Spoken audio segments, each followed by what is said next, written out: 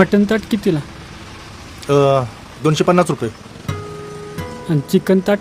180 रुपये. नुसती रस्सा आणि भाकरी मिळेल का?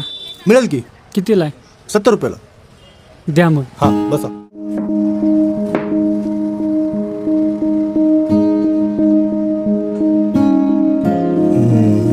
कसलं तरी अडचणीत आहे वाटतं.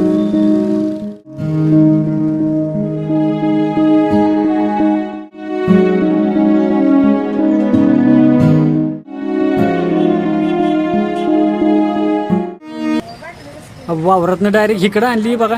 अहो विकासराव तुमचं बरोबर आहे, पण पहिला माल शिल्लक आहे त्याचं काय करू? अहो तुमच्याकडे लय आशेने आलेलो राहू. आशा लय वाईट, आणि शेतकऱ्याने तर आशा धरूच नाही. अहो पण शेलका माल आहे. अहो विकासराव परवा 30 रुपयाने इकली आहे, काल 20 ने इकली, आज 10ला कोणी शिराना. अहो पोतभर भाजी आहे साहेब.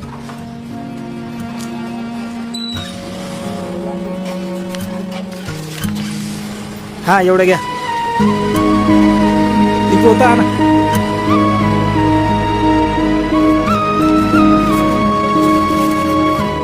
दिवाळीचा सण आलाय आता, भाजीच्या पैशातून निदान पोरांसाठी कपडे तरी घ्या. अहो मटन ताट नको, नुसती रस्सा आणि भाकरीच द्या. अहो असू द्या, घ्या. अहो तेवढे पैसे नाहीत हो माझ्याकडे. अहो असू द्या दादा, घ्या तुम्ही. नाही नाही नको नको, नुसती रस्सा आणि भाकरीच द्या.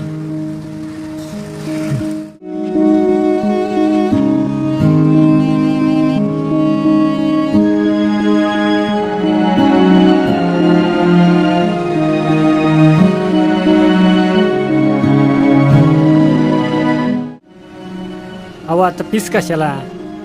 अहो रसातलेच आहेत, घ्या.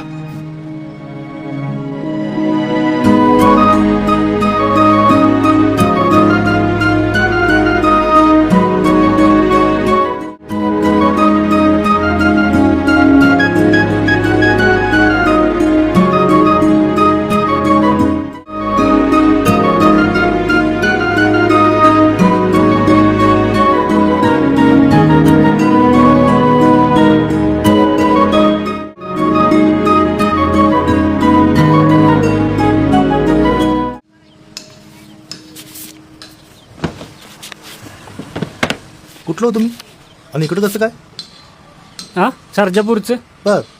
भाजी कायला आलो होतो. हां. वाटलं होतं चांगला भाव मिळेल भाजीला, आधीच पावसानं नुकसान झालंय. हो ना. कशाचं काय 1200 रुपये मिळाले.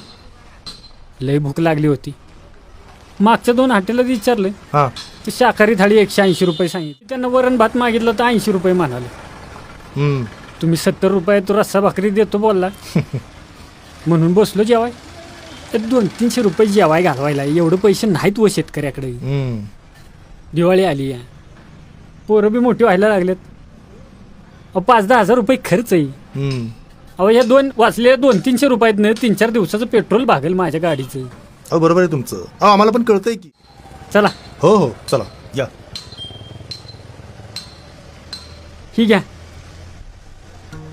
हो हे कशाला? अहो घ्या हो. ह्याचे किती पैसे द्यायचे? काय राव साहेब, मी नको म्हणलं तरी तुम्ही रश्यातनं मला मटण आणून घातलंच की जेवायला. माहित नाही वे मला. अहो, पण शेतकरी आहे मी. अहो तसं नाही. अहो नुसतं काम फुटलं तर त्याला धान येईल का नाही ही ओळखणारी माणसं आम्ही.